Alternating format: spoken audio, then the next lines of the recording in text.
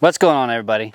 So let's talk about the number one thing when it comes to public land hunting is the uncontrollables. And this video, we're going to talk about actually how to control those uncontrollables.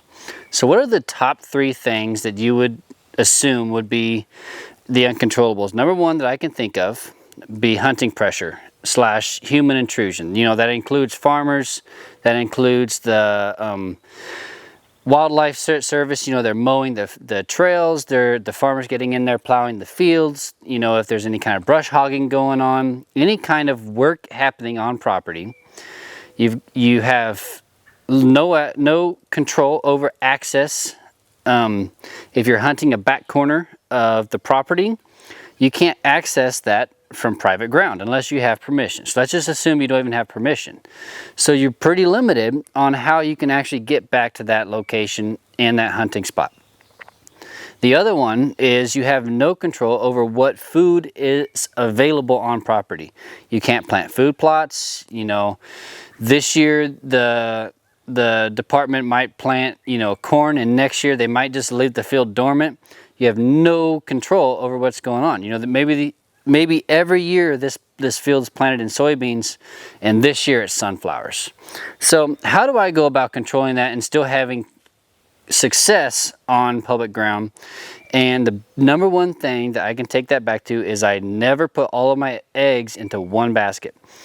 So here in Missouri, I've got probably 5 or 6 total properties that I keep tabs on a fairly regular basis. There might go a year or two from me actually accessing that property because I've got a couple other properties that are actually producing really well. But what I mean by that is, in the past I've had one property that I've put all of my eggs into. I've been seeing deer, doing great, a lot of activity, and then boom, hunting pressure hits, all the deer are gone.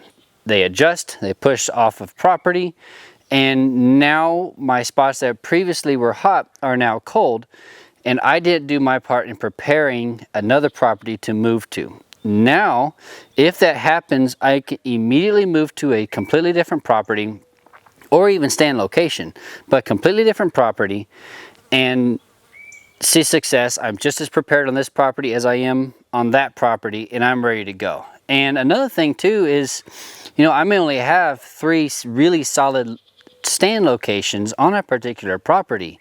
And if they're somewhat in close relation, if you hunt that on a regular basis, you are going to now be the issue by adding hunting pressure where there typically was not hunting pressure. So rather than hunting this property a lot, move over to this property and give your main property maybe a little bit of a break. But this property is just as good, or just maybe a step down. You know what I mean? So have multiple properties on hand. And then just do with what you got. You know, pay attention to what food sources are planted on property and adjust. Keep an open mind, keep moving, keep adjusting, be mobile, and let the deer tell you where they're at. Pay attention to what the hunting pressure is doing. The number one thing that I do is I pattern the hunting pressure, and then I go find the deer.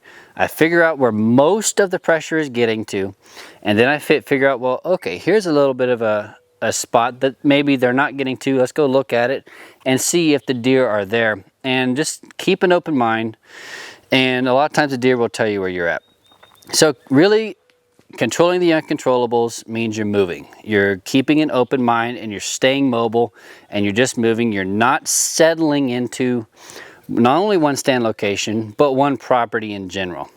You've got a lot on hand, and you're getting ready, and you're doing your part to make sure you're prepared in case something happens to that property that you were super excited about. So thanks for watching, y'all. Please hit that like and subscribe button to keep up with all of our next and upcoming content.